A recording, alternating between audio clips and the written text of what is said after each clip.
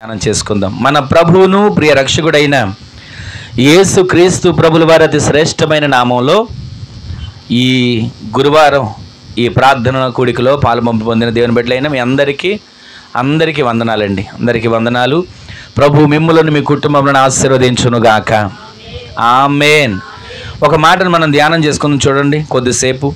నెహెమ్యా గ్రంథం 8వ అధ్యాయం 10వ వచనంలో రాయబడిన మాటను మనం ఇప్పుడు ధ్యానం చేసుకుందాం.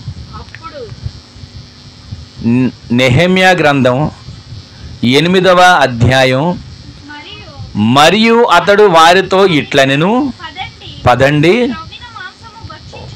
క్రొవ్విన మాంసము భక్షించుడి, మధురమైన దానిని పానము చేయుడి, ఇది వరకు తమ కొరకు ఏమీయూ సిద్ధము చేసుకొనని వారికి వంతులు పంపించుడి. ఏలయనగా ఈ దినము మన ప్రభువునకు ప్రతిష్ఠితమాయెను. మీరు దుఃఖపడకుడి. గట్టిగా ఆమేన్ చెప్పండి. మరలా చెప్పండి ఆమేనని. మీరు దుఃఖపడకుడి చెప్పండి. తర్వాత రాసిన మాట, యెహోవా యందు ఆనందించేవారు బలము పొందబోతున్నారు. గట్టిగా దేవునికి స్తోత్రం చెప్పండి ఒకసారి. హల్లెలూయా, హల్లెలూయా. ఈ రాత్రి ఇక్కడ కూర్చొని ఈ మాటలు వింటున్న మన జీవితంలో మీరు ఈ మాటలు మనసులో పెట్టుకోనండి. హృదయం అనే పలక మీద భద్రం చేసుకోనండి. పైనుంచి ఆ 8వ అధ్యాయం 10వ వచనంలో మనం ప్రారంభించిన దగ్గర నుంచి ఎన్నో మాటలు రాసి ఉన్నాయి అక్కడ. మరియు వారితో ఇట్లనెను, ఏమన్నాడు తెలుసా? పదండి. ఎక్కడికయ్యా? ఎర్ర సముద్రం దగ్గరికి తీసుకొచ్చావు. పదండి పదండి పదండి అని చెప్పి. ఐగుప్తులో ఉన్నంతకాలం బాగానే ఉంది. ఇప్పుడు ఎర్ర సముద్రం తీసుకొచ్చి చంపుదామని తీసుకొచ్చావా? ఐగుప్తులో సమాధులు లేవని తీసుకొచ్చావా? ఎన్నో మాటలు మాట్లాడారండి. కానీ అక్కడ ఏమన్నారు తెలుసా? పదండి, క్రొవ్విన మాంసమును భక్షించండి, అంటే తినండి. ఇశ్రాయేలు ప్రజలు ఐగుప్తులో ఉన్నప్పుడు ఆ ఐగుప్తు రాజు ఫరో ఇశ్రాయేలు ప్రజలు పంపించకపోతే దేవుడు వారి మధ్య ఏం చేశాడు తెలుసా? 10 తెగుళ్ళు. ఆ 10 తెగుళ్ళు వారి మీద ఒకటి తర్వాత ఒకటి రప్పించి చివరిగా 10వ తెగులు వచ్చే రాత్రి ఏం చేశాడు తెలుసా? ఇదిగో మీరందరూ ఏం చేయాలి తెలుసా? పస్కా పండుగను ఆచరించాలి. పస్కాను మీరందరూ భుజించాలి. మీరందరూ కూడా ఎవరికారు చెప్పులు తొడుగుకొని మీరందరూ కూడా మాంసమును తినడానికి సిద్ధపడాలి. అయ్యా ఇదేంటి? మేము పనులకు వెళ్ళడానికి సిద్ధపడతాం, కానీ ఇక్కడేం రాసిందో తెలుసా? మనకు తెలిసినంతవరకు మనం అన్ని పనులకు సిద్ధపడుతుంటాం, కానీ ఇక్కడ మీరు అంట మాంసం తినడానికి సిద్ధపడాలి. తెల్లవారేసరికి ఏది మిగలకూడదు. ఒకవేళ మీ కుటుంబంలో మీ నలుగురితో ఆ మాంసం తినడం పూర్తవుతుంది, ఇంకా మిగులుతుంది అనుకుంటారా? వేరే వారిని కూడా మీరు సమకూర్చుకోండి, కానీ తెల్లవారేసరికి ఏది మిగలకూడదు అన్న ఆచారం. మీరు గమనించండి, ముస్లిం సహోదరులు వారు రంజాన్ టైంలో రాత్రంతా ఏం చేస్తారో తెలుసా? రాత్రంతా తినొచ్చు, కానీ తెల్లవారుజాము వారికి ప్రార్థన అయిన దగ్గర నుంచి, ఆ మసీదులు నమాజ్ చేసిన అయిన దగ్గర నుంచి వాళ్ళు ఏం చేస్తారో తెలుసా? ఉమ్మి గుటక కూడా లోపలికి మింగరు. అంత నిష్టగా ఉంటారు. ఈ రోజున అది ఎక్కడి నుంచి వచ్చిందనుకున్నారు? ఇశ్రాయేలు ప్రజలను పాలు తేనెలు ప్రవహించే దేశానికి నడిపించేటప్పుడే దేవుడు అంటున్నాడు, పస్కా పండుగను ఆచరించండి. ఎందుకయ్యా? పులియని రొట్టెల పండుగ మీరు ఆచరించాలి. దేనికయ్యా? యెహోవా ఇదిగో ఈ ఐగుప్తు దేశం నుంచి మిమ్మల్ని విడిపించబోతున్నాడు. ఆయన మిమ్మల్ని విడిపించేటప్పుడు ఇక్కడ మీరు ఈ పండుగను ఆచరించి బయలుదేరాలి. ఎంత చక్కగా మాటలు వినపడతాయండి. ఇక్కడ కూడా అదే మాట కనపడుతుంది నెహెమ్యా గ్రంథంలో. దేవుడు వారితో ఇట్లనెను, ఏమన్నాడు తెలుసా? పదండి, క్రొవ్విన మాంసమును భక్షించండి, మధురమైన వాటిని పానం చేయండి. ఇదంతా మనకు తెలిసిన మాటలే కదా. అక్కడ యేసు క్రీస్తు ప్రభుల వారు రేపటి దినాన్ని అప్పగించబడతారని తెలిసి ఆ రోజు రాత్రి, ముందు రోజు రాత్రి శిష్యుల్ని ముందు రోజు పగల పంపించి అంటాడు, ఇదిగో మనము పస్కా పండుగ ఆచరించడానికి విడిది గది కావాలి. ఎక్కడ దొరుకుతుందయ్యా? ఎవరిస్తారు? మీరు ఫలానా పట్టణంలోకి వెళ్ళండి, మీరు ఫలానా వీధిలోకి వెళ్ళండి, మీరు ఫలానా గడియలో ఫలానా సమయంలో వెళ్ళండి. అప్పుడు మీకు నీళ్ల కొండను మోసుకుని వెళ్తున్న ఒక వ్యక్తి మీకు ఎదురుపడతాడు. అతని వెంట తన ఇంటికి వెళ్ళి యేసయ్యకు ఇదిగో ఫలానా కావాలని అడగండి, చెప్పండి, చాలు, ఆయన మీకు సమస్తాన్ని సిద్ధపరిచేస్తాడు. ఇవన్నీ మనం విన్నాం, ఎన్నోసార్లు చదివాం. కానీ ఈ రాత్రి దేవుడు మనతో మాట్లాడుతున్న మాట ఏంటో తెలుసా? ఇన్ని కార్యాలు జరిగాయి. ఐగుప్తు నుంచి విడుదల పొందారు, చెరసాల నుంచి విడిపించబడ్డారు, బందీఖానా గృహంలో నుంచి బయటకు వచ్చారు. కానీ ఫరో ఆ చేతి కింద, ఫరో కాలి కింద నలిగిపోయిన పరిస్థితుల్లో నుంచి బయటపడ్డారు. కానీ ఎదురుగా ఎర్ర సముద్రం కనపడేసరికి వీరి సంతోషం కాస్త ఆవిరైపోయింది. మేము ఐగుప్తు నుంచి బయటపడ్డాం, ఐగుప్తు నుంచి విడిపించబడ్డాం, చెరసాల నుంచి విడిపించబడ్డాం, మా వెట్టి చాకరి నుంచి మమ్మల్ని బయటికి తీసుకొచ్చాడని సంతోషంతో గంతులు వేశారు, కేకలు వేశారు. కానీ ఆ కేకలు కాసేపు కూడా వాళ్ళలో ఉండలా. వెంటనే ఎర్ర సముద్రం కనపడింది. ఇక వాళ్ళు ఏం చేశారో తెలుసా? దేవుడు చేసిన మీరు 10 తెగుళ్ళ చేత 10 తెగుళ్ళను ఐగుప్తు దేశంలో రప్పించి ఇశ్రాయేలు ప్రజలను విడిపించి నడిపించాడే అన్న విషయం జ్ఞాపకం రాలా. దేవుడు ఎంతటి మహత్కార్యాలు చేసి వీళ్ళని నడిపించాడు అది మర్చిపోయాడు అక్కడున్న ప్రజలు. ఈ రోజున వాళ్లే కాదండి, మనం కూడా ఆలోచించండి ఒకసారి. దేవుడు చేసిన మేలు, ఎన్ని మేలులు చేశాడో అనుభవించాం, ఎన్ని మేలులు చేశాడో పొందుకున్నాం. కానీ ఒక్క కార్యం జరగలేదనుకోండి, వెంటనే దేవుడి మీద సనగడం మొదలు పెడతాం. ఏం చేశాడు, ఏమిచ్చాడు, ఎక్కడ నన్ను జ్ఞాపకం చేసుకున్నాడు, ఎన్ని చేశా నేను దేవునికి, ఎంత చేశా నేను దేవునికి, ఎన్ని నేను అర్పించా దేవునికి అని మనం చేసింది గుర్తుపెట్టుకుంటాం. అసలు దేవుడు చేసిన కార్యాలు మన జీవితాంతం లెక్క పెట్టినా తరగవండి. దేవుడు చేసిన కార్యాలు మన జీవితాంతం ఒక పుస్తకం పెట్టి రాయాలన్నా కానీ పుస్తకాలు కూడా చాలు. ఆయన చేసిన ఉపకారాలు, ఆయన చేసిన మేలులు, ఆయన చేసిన ఆశ్చర్య కార్యాలు ఎన్నని మనం వివరించగలుగుతాం. ఈ రాత్రి దేవుడు మనతో మాట్లాడుతున్నాడు. ఇదిగో ఆయన వారితో ఇట్లన్నాడు, పదండి, క్రొవ్విన మాంసాన్ని భక్షించండి, మధురమైన దానిని పానము చేయండి అని. ఇంకేమంటారు తర్వాత చదవండి ఆ మాట. ఇదిగో ఇది వరకు తమ కొరకు ఏమి సిద్ధం చేసుకున్న వారికి కూడా మీరు వంతులు పంపించండి. ఈ రోజున మనం ఎవరో తెలుసా? మనల్ని దేవుడు రక్షించాడు, మన కుటుంబాన్ని దేవుడు రక్షించాడు. భర్తను, భార్యను, తల్లిని, తండ్రిని, బిడ్డలను ప్రభు రక్షించాడు. నేను రక్షించబడ్డా చాలు అని సరిపెట్టుకోవడం కాదంట. ఎవరు రక్షణకు సిద్ధపడకుండా ఉన్నారో, లోకానికి బానిసలైపోయి ఉన్నారు, లోకేచ్ఛల్లో, శరీరేచ్ఛల్లో, భోగేచ్ఛల్లో నలిగిపోతున్నారు, వారికి కూడానంట దేవుని గురించిన వార్తను నీవు పంపించే వ్యక్తిగా మార్చబడుదువుగాక. వారి కొరకు ప్రార్థన చేసే వ్యక్తిగా నీవు మార్చబడుదువుగాక. ఈ రాత్రి ఇక్కడ కూర్చొని ఈ మాటలు వింటున్నా, దూరాన సమీపాన ఒకవేళ ఈ మాటలు వినబడుతూ చెవులలో ఆ మాటలు పడుతున్నా, దేవుడు మాట్లాడుతున్నాడు నిన్ను దేవుడు రక్షించాలని, నిన్ను దేవుడు నీ కుటుంబాన్ని కాపాడాలని. దేనికో తెలుసా? ఒకవేళ కాపాడడానికి నేనేమన్నా బాధల్లో ఉన్నానా, కాపాడడానికి నేనేమన్నా బలహీనతలో ఉన్నానా, కాపాడడానికి నేనేమైనా ఊబిలో చిక్కుకుపోయి ఉన్నానా అని అనుకుంటాం. మన కన్నులకు కనబడట్లా. పాపం అనే ఊబిలో చిక్కుకుపోయి ఎంతమంది లేరు? అపవిత్రత అనే ఊబిలో చిక్కుకుపోయి ఎంతమంది ఆ అపవిత్రత నుంచి బయటికి రాలేని వారిగా ఉన్నారు? దేవుని వైపు చూడలేక, ప్రార్థన చేయలేక, మందిరానికి వెళ్ళలేక, వాక్యాన్ని వినలేక, వాక్యాన్ని చదవలేక, కుటుంబంగా కలిసి కుటుంబ ప్రార్థన కూడా చేసుకోలేని ఊబిలో ఎంతమంది చిక్కుకుపోయి ఉన్నారు? ఈ రాత్రి ప్రభు మాట్లాడుతున్నాడు, నీవు దేవుని నామాన్ని ప్రకటిస్తూ, దేవుని గురించి బోధిస్తూ అనేకులను దేవుని మార్గంలో నడిపించే సాధనలుగా మీరందరూ మార్చబడుదురుగాక. మీరందరూ సామాన్యులు కాదు, సామాన్యులను అనుకోకండి. మీరందరూ దేవుని పనికొచ్చే సాధనాలుగా మార్చబడుదురుగాక. ఆయనకు పనికొచ్చే పనిముట్లుగా మీరు మార్చబడుదురుగాక. ఈ రాత్రి ఇక్కడ కూర్చుని మాటలు వింటున్న మనం అక్కడ రాసిన ఒక చక్కటి మాట ఏంటో తెలుసా? ఆ మాట తర్వాత మాట చదవండి. ఏలయనగా ఈ దినము ప్రభువునకు ప్రతిష్ఠిత దినము. గట్టిగా ఆమె చెప్పండి. ఈ రోజు ఇక్కడ మనం అందరం కూర్చున్నాం, ఎవరో పిలిస్తే వచ్చిన వాళ్ళం కాదు. ఇంటికి వచ్చి అమ్మా ప్రార్థన పెడుతున్నారు రండి, ప్రార్థన జరుగుతుంది రండి అని లోకంలో మాట అంటారు కదా, బొట్టు పెట్టి పిలుస్తారు. అది మనకు ఎవరు చేయలా.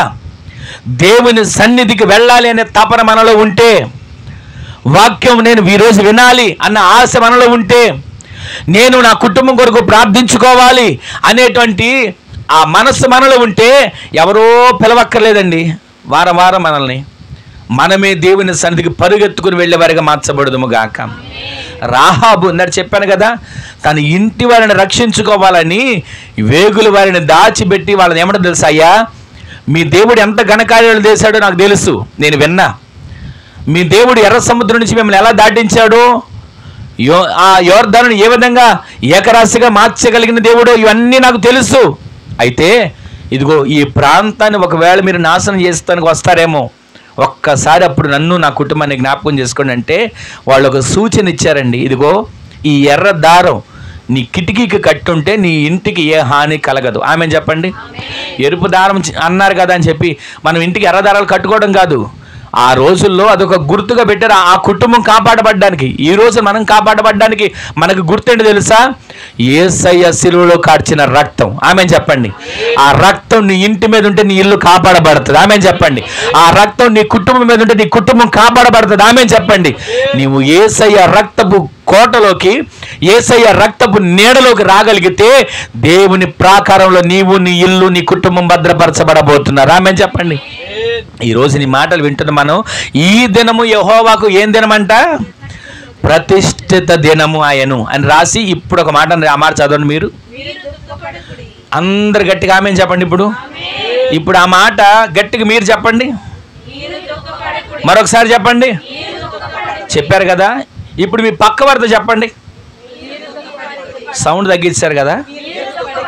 పక్క వారితో ఏమని చెప్పాలి మీరు?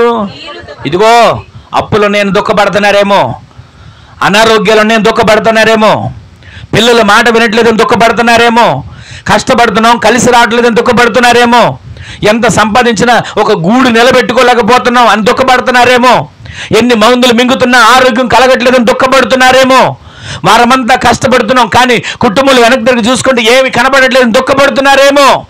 మీరు దుఃఖపడొద్దు. గట్టిగా ఆమె చెప్పండి. ఎందుకని దుఃఖపడొద్దు అంటున్నాడు? ఇప్పుడు చదవండి ఆ మాట. మీరు దేవుని యందు ఆనందించడం వలన మీరు దుఃఖము తొలగుతుంది, మీరు బలము పొందబోతున్నారు. గట్టిగా ఆమె చెప్పండి. ఈ రోజున ఈ మాట ఒకే ఒక్క మాట మీ మనసులో పెట్టుకుని వెళ్ళండి. ఎవరిని చూసినా సరే మీరు చెప్పాల్సిన మాట ఏంటి తెలుసా? అయ్యో ఆరోగ్యం అయిపోయిందా? డాక్టర్లు చేయి విడి చేశారన్నారా? డాక్టర్లు 2 రోజులే అన్నారా? ఇంకేం బతుకుతాలో 2 రోజులు అయినా, ఇదిగో ఈ ఒక్క పూటతో అయిపోద్దేమో అనే మాట మాట్లాడారు అనుకోండి, డాక్టర్లు 2 రోజులు బతుకుతాను అన్నవాడు కూడా ఆ పూటే నీ మాటని వినేమైపోతాడు, గుట్టుకుమ అంటాడు. అందుకని మన మాట ఎలా ఉండదో తెలుసా? ఆ డాక్టర్ ఒక్కరోజే బతుకుతాడని చెప్పినా సరే నీ నోట ఏమన్నా తెలుసా? దేవుడి కార్యాన్ని చేస్తాడు. ఆమె చెప్పండి. దేవుడు నిన్ను బ్రతికిస్తాడు. ఆమె చెప్పండి. నీ నోట ఈ మాట నువ్వు చెప్పగలిగితే ఆ మాట నువ్వు విడుదల చేస్తుంటే కానీ దేవుడు ఆమెన్ అంటాడు. ఆమె చెప్పండి. లోకంలో ఒక మాట ఉంది కదా, ఏమంటారు ఎవరికి వాళ్ళు? ఏదైనా మాట అనేటప్పుడు ఈ రోజున మనం ఆ లోకంలో ఉన్న వాళ్ళకి అంత ఆ మాటకి శక్తి ఉంటే, ఆ మాట అంటే జరుగుద్దేమోనని భయం ఉంటే, మన దేవుడు సర్వశక్తి కలిగిన దేవుడు. ఆమె చెప్పండి. నీవు ఆరాధించే దేవుడు సత్తువు లేనివాడు కాడు. మనం ఆరాధించే దేవుడు అసమర్థుడు కాడు. ఆయన సర్వమును సృజించిన వాడు, నోటి మాటతో ఈ సృష్టిని కలుగు చేసిన వాడు, ఆయన సర్వాంతర్యామి. ఆమె చెప్పండి. ఆయన మాటకి ఎంత శక్తి ఉంటుంది? ఆయన పిలిస్తే 4 రోజులు సమాధిలో ఉన్న వ్యక్తి బయటికి రాలేదా? ఆయన మాటని పంపితే తబితా లే అనగానే చనిపోయిన వ్యక్తి లేవలేదా?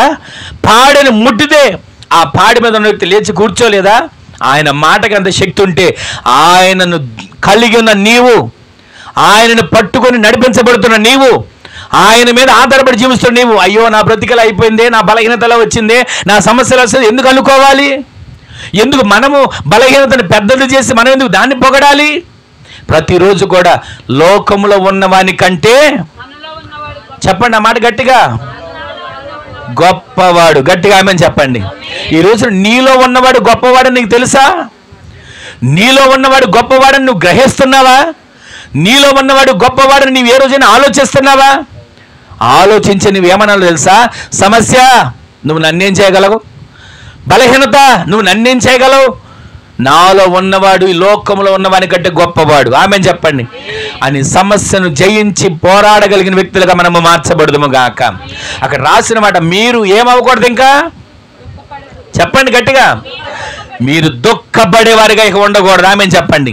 మీ దుఃఖాన్ని దేవుడు కొట్టివేయబోతున్నాడు, మీ కన్నీటిని దేవుడు నాట్యంగా మార్చబోతున్నాడు, మీ దుఃఖ దినములను దేవుడు సమాప్తములు చేయబోతున్నాడు. ఈ రోజు విశ్వాసంతో పలకండి. మీరు ప్రతిరోజు ఎవరిని చూసినా సరే, ఎవరిని పలకరించినా సరే ఈ మాట మీరు చెప్పండి, మీరు దుఃఖపడాల్సిన పని లేదని మీరు నోటితో చెప్పి చూడండి. వారి కుటుంబాల్లో దేవుడు ఆశ్చర్యమైన కార్యాలు జరిగించునుగాక. మీ కుటుంబంలో కూడా మీ నోటితో మీరు పలకండి. ఏమండి నేను పలికితే కూడా జరుగుద్దా అని అనుకోకండి, నేను పలికితే కూడా కార్యం జరుగుద్దా అని దీర్ఘాలు తీయకండి. మీ నోటితో పలకండి, మీ ఇంట్లో మేలు కలిగే కార్యాలు దేవుడు జరిగించునుగాక. నీ నోటి మాట, ఒక్కొక్కరు అంటారు కదా, ఆ అమ్మ పలికిందంటే, ఆ అమ్మ ఎదురొచ్చిందంటే అంతే అని అంటారు చూసారా, వారన్న మాట కాదండి, నా దేవుని నామం పేట నేను పలుకుతున్నా, ఇదిగో మీ దుఃఖమును దేవుడు కొట్టివేయబోతున్నాడు. మీరు ప్రతిరోజు మీ ఇంట్లో ఆ మాటను పలకండి. నా ఇల్లు దుఃఖంతో ఇక ఉండదు అనే మాట పలకండి. నా ఇంట్లో నష్టం అనే మాట ఇక మీదట చెప్పండి గట్టిగా, ఉండదు అని పలకండి. నా ఇంట్లో అనారోగ్యమైన మాట ఉండదని పలకండి. నా ఇంట్లో లేదు లేదు లేదనే మాట ఉండదని పలకండి. మీ ఇంట్లో దేవుడు సమృద్ధిని కలుగు చేయబోతున్నాడు. కొంతమంది ఎప్పుడు చూసినా సరే ఇదే పాట పాడతారండి. ఏం పాట అది? ఆ పాట ఒకటి అలవాటు అయిపోయింది మనకి. దానికి రాగాలతో తాళాలతో ఈ సౌండ్ సిస్టంతో కూడా పని అవసరంలా. ప్రతిరోజు ఆ పాట పాడతానంటారు. బియ్యం లేవు, పప్పులు లేవు, ఉప్పు లేవు, సంపద లేదు, డబ్బు లేదు, ఆరోగ్యం లేదు. ఎందుకు ఈ పాటలు మనం పాడాలి? నా దేవుడు లేదు అనేవాడు కాడు, లేని దాంట్లో శూన్యములో నుంచి కూడా ఈ భూమిని సృజించిన వాడు, ఆకాశమును కలుగు చేసిన వాడు, ఈ లోకంలో ఈ నరులను కలుగు చేసిన వాడు, ఆయనకు సాటి అయినది ఏది కూడా లేదు, ఆమెన్ చెప్పండి. ఆయనను మించినది ఏది లేదు, ఆమెన్ చెప్పండి. ఆయన సన్నిధిలో మనం ఎప్పుడు కూడా నా దేవుడు ఇది చేయలేదు, నా దేవుని వల్ల ఇది కాలేదు, నా దేవుని వల్ల ఇది జరగలేదనే మాట కాదు, నా దేవునికి సమస్తము సాధ్యమే అని చెప్పగలిగే వారికి మనము మార్చబడుదుము గాక. ఈరోజు ఈ మాటలు వింటున్న మన జీవితంలో మీరు భయపడకూడి. ఎందుకు భయపడొద్దు అంటున్నాడు? అసలు భయం పడొద్దని ఎందుకు చెప్తున్నాడు తెలుసా? మీరు భయపడకుండా ఉంటే బలం పొందబోతున్నారు, ఆమెన్ చెప్పండి. మీరు భయపడకుండా ఉంటే బలాన్ని చేకూర్చబోతున్నాడు, ఆమెన్ చెప్పండి. మీరు భయపడకుండా ఉంటే దేవుడే మీకు బలాన్ని ఇవ్వబోతున్నాడు, ఆమెన్ చెప్పండి. ఎలా ఇస్తాడు బలం? హార్లిక్స్ తింటే బలం వస్తుందా? బూస్ట్ తాగితే బలం వస్తుందా? లేదా రాత్రిపూట నానబెట్టుకున్న బాదం పప్పులు పొద్దున్నే తన తోలు ఒలుచుకుని తింటే బలం వస్తుందా? శారీరక బలం గురించి దేవుడు మాట్లాడట్లా. ఆయన యందు మీరు బలవంతులుగా మార్చబడాలంటే యెహోవా యందు మీరు ఆనందించే వారిగా మార్చబడుదురుగాక. మీరు ప్రతిరోజు ఆనందించడం మొదలు పెట్టండి. ఒక మాట చెప్పనా? సంతోషిస్తేనంట సర్వ రోగాలు మాయమైపోతాయంట. తెలుసే మీకు ఈ మాట? సంతోషంతో మనం ఉండాలంట. ఏమండి ఎక్కడుంటాం సంతోషంగా? ఏ విధంగా ఉంటాం సంతోషంగా? పిల్లల మాట వినట్లేదు, భర్త పట్టించుకోవట్లేదు, ఇంట్లో ప్రతిరోజు గొడవలు, ఎక్కడుంటాం సంతోషంగా అని అనుకోకండి. మీరు ఈ లోకంలో ఉన్నటువంటి వాటిని చూసి సంతోషించడం కాదంట. యెహోవా యందు మీరు ఆనందిస్తేనే మీరు బలం పొందిన వారిగా మార్చబడతారు. గట్టిగా ఆమెన్ చెప్పండి.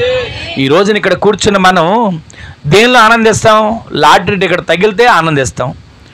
మనకి ఏదైనా గిఫ్ట్గా ఎవరైనా ఏదైనా బహుమతి ఇస్తే సంతోషిస్తాం. అవ్వదు అనుకున్న పని అయితే సంతోషిస్తాం. ఇల్లు మీద ఇల్లు కడితేనో లేదా పిల్లలకు గొప్పగా చదివించి ఒక స్థానంలో నిలబెడతానో సంతోషిస్తాం. ఇవన్నీ లోక సంబంధమైన ఇహ సంబంధమైన సంతోషాలు. కానీ నా దేవుని యందు నీవు ఆనందిస్తే ఈ లోకంలో ఉన్న సంతోషాలు కాదట, పరలోకంలో ఉన్న సంతోషాన్ని దేవుడు నీకు అనుగ్రహించబోతున్నాడు. ఈ రోజున విశ్వాసంతో వేడుకోండి. ప్రతిరోజు మీరు ఆనందించడం మొదలు పెట్టండి. దేవుని యందు ఆనందించడం ప్రారంభించండి. ఆ దేవునిలో మీరు ఆనందించడం మొదలు పెడితే, ఆ దేవునిలో మీరు సంతోషించడం ప్రారంభిస్తే బలహీనులు అవుతారు అని రాయబడలే అక్కడ. మీరు దేవునిలో సంతోషించడం మొదలు పెడితే మీరు బలవంతులుగా మార్చబడబోతున్నారు.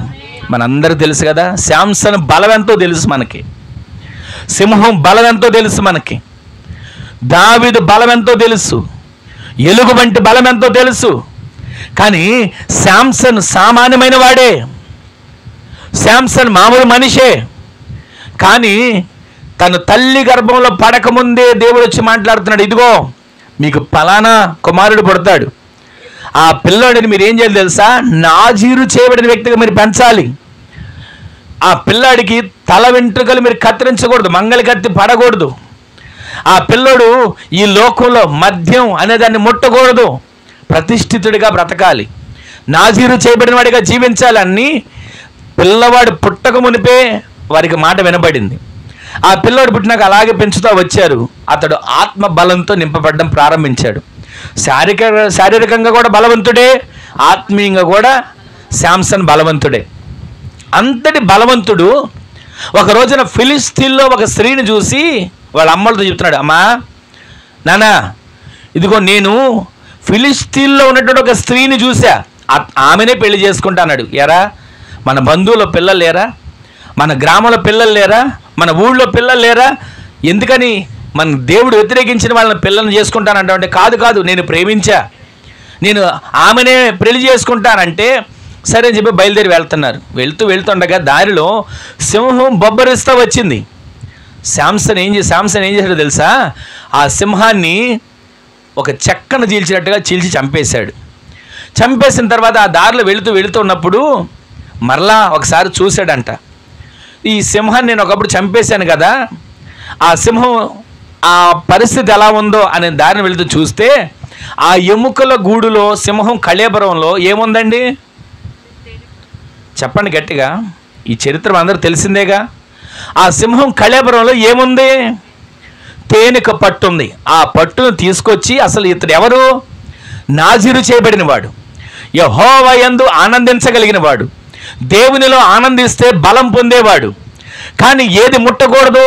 నాజీరు చేయబడిన వ్యక్తి శవాన్ని ముట్టకూడదు, నాజీరు చేయబడిన వ్యక్తి అపవిత్రతను అంటకూడదు, నాజీరు చేయబడిన వ్యక్తి లోక ఇచ్చల్లో మునగకూడదు. కానీ వెళ్ళాడు, ఆ కళేబరంలో ఉన్న తేనె పట్టును తీసుకొని తిన్నాడు, తన తల్లిదండ్రులకు కూడా పెట్టాడు. దీని ద్వారా ఏం జరిగింది? దేవుని చేత ఇచ్చిన బలాన్ని పోగొట్టుకునేవాడిగా మార్చబడ్డాడు. ఒకసారి ఎంతటి బలం కలిగిన వ్యక్తి ఎంత పని చేశాడు తెలుసా? ఒకసారి ఫిలిష్తీయులందరూ ఆయన మీద పడుతున్నప్పుడు ఎక్కడ ఏం దొరుకుద్దని చూస్తే చనిపోయిన గాడిద దవడ ఎముక దొరికింది. అసలు గాడిద ఎంత ఉంటుందో చెప్పండి? దాని దవడ ఎంత ఉంటుంది? ఆ ఎముకను పట్టుకొని అక్కడ ఉన్న కొంతమంది చంపేసి గుట్టగా పడేసి దాహంతో అల్లాడిపోతూ, అయ్యా ఇంతమందిని చంపడానికి బలం ఇచ్చావు, దాహంతో చచ్చిపోయేటట్టున్నా, కొంచెం నీళ్ళు ఇవ్వవంటే దేవుడు అక్కడ గోతిని చీల్చి దాహాన్ని తీర్చాడు. ఇంతటి బలం కలిగిన వ్యక్తి, ఇంతటి దేవుని ఆత్మ కలిగిన వ్యక్తి ఒకరోజు ఫిలిస్తీన్లో 300 నక్కలను పట్టుకొని ఫిలిస్తీన్ల చాల్లోకి వాటి తోకలను కట్టి దివిటీలు కట్టి చాల్లోకి వదిలేశాడు. మీరు గమనించండి, రోడ్డు పక్కన కుక్కను పట్టుకోవడమే కష్టం మనకి. 300 నక్కల్ని ఎలా పట్టుకొచ్చాడో, వాటిని ఎట్లా తోకలకు జత కలిపాడో, వాటికి దివిటీలు పెట్టాడో, ఆ తోటల్లోకి వదిలేశాడు. అవన్నీ కాలిపోయినాయి. ఇంతటి కార్యాలు చేశాడు కదా. ఇంతటి ఆత్మ కలిగిన వ్యక్తి, బలము కలిగిన వ్యక్తి ఒకసారి ఏమందో తెలుసా? దెలీలా అనే స్త్రీ వ్యామోహంలో పడి తన శక్తిని పోగొట్టుకున్నాడు. ఆమె అంటుంది 3 సార్లు తనను బాధించింది, నీ బలం దేనిలో ఉందో చెప్పు, నీ బలం ఎక్కడుందో చెప్పు అంటే ఒకసారి అన్నాడు, ఇదిగో నా బలం నన్ను ఏదైనా గట్టిగా కట్టేస్తే నా బలం పోతుంది అన్నాడు. కట్టేసింది, తను చక్కగా పడుకున్నాడు, పాలు తాగిచ్చింది, చక్కగా పడుకున్నాడు. ఈలోపు ఫిలిస్తీన్లు రానే వస్తున్నారు. ఇదిగో శాంసన్, ఫిలిస్తీన్లు వస్తున్నారని చెప్పగానే జుట్టును విరజిమ్ముకున్నాడు. ఆ కట్టిన తాళ్ళన్నిటిని కూడా పేనిన తాళ్ళ వల్ల తెంచేసుకొని వెళ్ళిపోయాడు. 2 సార్లు అయిపోయింది. 3వసారి ఆమె అంటది, నువ్వు నన్ను మోసం చేస్తున్నావు, నీ బలం దేనిలో ఉందో చెప్పు అంటే, ఇదిగో నా బలమా, నా దేవునిలో ఆనందించడం ద్వారా నాకు బలం వస్తుంది, నా బలమా, నాజీరు ద్వారా నాకు బలం ఇచ్చాడు దేవుడు. ఇదిగో నా బలం ఎక్కడుంది? తల వెంట్రుకల్లో ఉందనగానే చక్కగా పొడుకోబెట్టి బోడుగుండు చేసేసింది. చేసిన తర్వాత అప్పుడు ఫిలిస్తీన్లు వచ్చారు. వెంటనే కేకలు వేస్తుంది, శాంసన్. ఎవరు వచ్చారు? ఫిలిస్తీన్లు వచ్చారని చెప్పగానే ఎప్పుడులాగా నా తల విరజిమ్ముకుంటాను, దేవుని బలాన్ని పొందుకుంటాను, ఇక్కడి నుంచి లేచి వెళ్ళిపోగలను అని అనుకున్నాడండి. తల వెంట్రుకలు పోయాయి. వెంటనే ఆత్మ అతనిలో లేదు అని గ్రహించాడు. ఫిలిస్తీన్లు పట్టుకున్నారా? ఏం చేశారు తెలుసా? అంతటి బలవంతుడిని కనుగుడ్లు పీకేశారు. అక్కడ ఉన్నటువంటి తిరగలికి తనని పెట్టి తిప్పడం మొదలు పెట్టారు. అప్పుడు బాధపడుతున్నాడు, అయ్యో దేవునిలో ఆనందించినప్పుడు బలం కలిగి ఉన్నానే, దేవునిలో ఆనందించినప్పుడు బలవంతుడిగా నేను జీవించానే, ఈరోజు దేవునిలో ఆనందాన్ని పక్కన పెట్టి లోకం వైపు తిరిగా, దేవునిలో ఆనందాన్ని పక్కన పెట్టి లోక ఆశల వైపు నేను మళ్ళా, దేవునిలో ఆనందాన్ని పక్కన పెట్టి నా శరీరం కోరుకున్నట్లుగా నేను జీవించా, ఇదిగో ఇంత పరిస్థితి వచ్చింది చెప్పి అల్లాడిపోతున్నాడు. ఆ పరిస్థితులు ఏం జరిగిందో తెలుసా? మనందరూ తెలిసిన చరిత్రే. అతను ఒక చోట కట్టి ఇక అతను చంపుదాగి అన్నీ సిద్ధపరిచి ఉండగా అప్పుడు పశ్చాత్తాపడుతున్నాడు. అక్కడ ఒకరిని పిలిచి, ఇదిగో ఈ మండపంలో ఈ కట్టినటువంటి ఈ స్థానంలో దీనికి మూల స్తంభం ఎక్కడుందో అక్కడ నిలబెట్టని అక్కడ నిలబడి చివరికి దేవుని సన్నిధిలో ప్రార్థన చేస్తున్నాడు. అయ్యా ఒక్కసారి ఏమివ్వమంటున్నాడు? దేవుని సన్నిధిలో మనము బలము పోగొట్టుకునే వారిగా కాదండి, అవసరాని కోసం బలం తెచ్చుకునే వారిగా కాదండి. ప్రతిరోజు ప్రతి క్షణం సాతాను అనేటువంటి అపవాది దుష్టుడు కుటుంబాల మీద బిడ్డల మీద జొరబడి నీ బలాన్ని పోగొట్టాలని, నీ ఆత్మీయ జీవితాన్ని పోగొట్టాలని, నీ ప్రార్థన జీవితాన్ని పోగొట్టాలని, నీ పరిశుద్ధతను పోగొట్టాలని, నీలో ఉన్న దేవుడిచ్చిన ఆత్మను పోగొట్టాలని ఎన్ని ప్రయత్నాలు చేస్తున్నాడు. అది గుర్తిస్తున్నారా? ప్రతిరోజు నాకేంట్లే బలవంతుడిని, నాకేంట్లే ఆరోగ్యవంతుడిని, నాకేంట్లే సంపాదన కలిగిన వాడిని, నాకేంట్లే కుటుంబం కలిగిన వాడిని, నాకేంట్లే అన్ని రంగాల్లో ఆరితేరిపోయి ఉన్నాను అనుకుంటున్నావు. కానీ అపవాది నీ బలాన్ని పోగొట్టాలని, నీ శక్తిని పోగొట్టాలని, నీకు ఇచ్చిన అభిషేకాన్ని పోగొట్టాలని, నీ ఆత్మను పోగొట్టాలని ప్రతిరోజు నీ చుట్టూ తిరుగుతున్నాడని గ్రహించగలుగుతున్నావా? నీ ప్రార్థన శక్తి ఏమైపోతుంది? నీ బలం ఏమైపోతుంది? దేవునిలో ఆనందించడం మొదలుపెట్టావు, బలవంతులుగా ఉన్నాం. ఇప్పుడు దేవుని ఆనందించడం మానేశాం. ఎవరు జోకులు చెబుతారో, ఎవరు సరదాగా కబుర్లు చెబుతారో, ఎవరు లోకపు మాటలు చెప్పి ఆనందాన్ని కలుగు చేస్తారో అవి వింటున్నాం. అవి విని విని విని దేవునిలో ఆనందంగా మనం ఉంటే బలం పొందుకుంటాం, దేవునిలో ఆనందాన్ని పోగొట్టుకుంటే బలహీనం అయిపోతాం. శాంసన్ గతి ఏమైంది?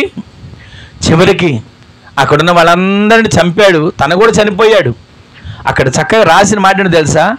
శాంసన్ బ్రతుకున్నప్పుడు కంటే చనిపోయేటప్పుడు చంపిన వారిని లెక్క ఎక్కువ అని రాశారు. బాగానే ఉందండి. కానీ దేవుని బలాన్ని దుర్వినియోగపరుచుకున్నాడు. ఈ రోజున దేవునిలో ఆనందించడమే మనం మొదలు పెడితే మనం బలవంతులుగా ఉంటాం. ఒకవేళ శారీరకంగా బలహీనులమే, ఒంట్లో బలహీనతలు ఉన్నాయి, కానీ నీవు దేవుని ఆనందించడం మొదలుపెట్టు, దేవునిలో ఆనందించడం ప్రారంభించు, దేవునిలో ప్రతిరోజు సంతోషించడం మొదలుపెట్టు. దేవుడు నీకు పరలోకపు బలాన్ని దేవుడు నీకు దయచేయునుగాక, పరలోకపు శక్తిని దేవుడు నీకు అనుగ్రహించునుగాక. ఒక మాట మీకు చెప్పనా, చాలాసార్లు చెప్పినట్టున్నాను. ఒక పాస్టర్ గారు ఉండేవి, ఇప్పుడు చనిపోయారు. సికింద్రాబాద్లో సేవ చేసేవారు. ఎస్ అన్న గారితో పాటు ప్రారంభ సేవలో ఉన్నారు, కలిసి సేవ చేశారు. డేవిడ్ రాజు గారని ఆయనను స్టేజీ మీదకు తీసుకుని వెళ్ళడానికి ఇటొకళ్ళు అటొకళ్ళు పట్టుకుని భుజాన్ని ఆయన చేతులు భుజాల మీద వేసుకుని తీసుకుని వెళ్ళేవాళ్ళు. స్టేజీ మీదకి వెళ్ళడం చాలండి, గంతులు వేస్తా వాక్యం చెప్పేవాడు. ఈ రోజున ఈ మాటలు ఎందుకు జ్ఞాపకం చేస్తాం తెలుసా?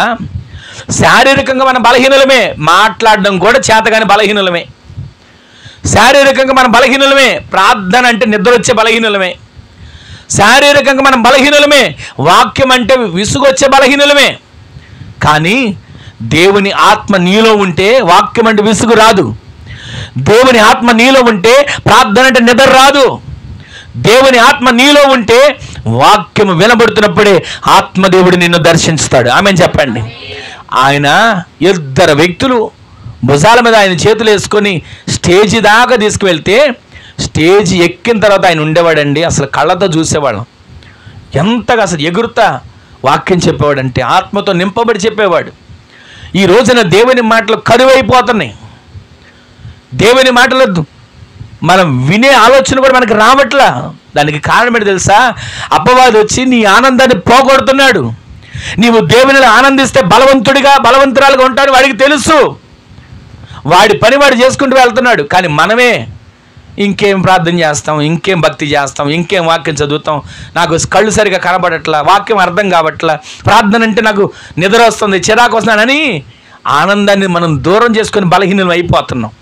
అందుకే దేవుడు మాట్లాడుతున్నాడు, యెహోవా యందు నీవు ఆనందిస్తే నీవు బలము పొందబోతున్నావు. గట్టిగా ఆమేన్ చెప్పండి. ఇంతకీ ఎలా వస్తుంది మనకు ఆ బలం? ఒకసారి యోహాను సువార్త 17వ అధ్యాయం 13వ వచనంలో రాయబడిన మాటను చూడండి. యోహాను సువార్త 17వ అధ్యాయం 13వ వచనంలో ఒక మాట ఉంటుంది చూడండి. యేసుక్రీస్తు ప్రభువు వారు పలికిన మాట.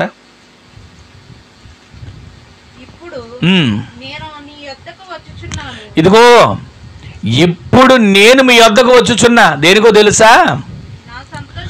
నా సంతోషము వారి ఎందంటే ఎవరి ఎందండి? అందరు చెప్పండి. ఎవరి ఎందు వారంటే?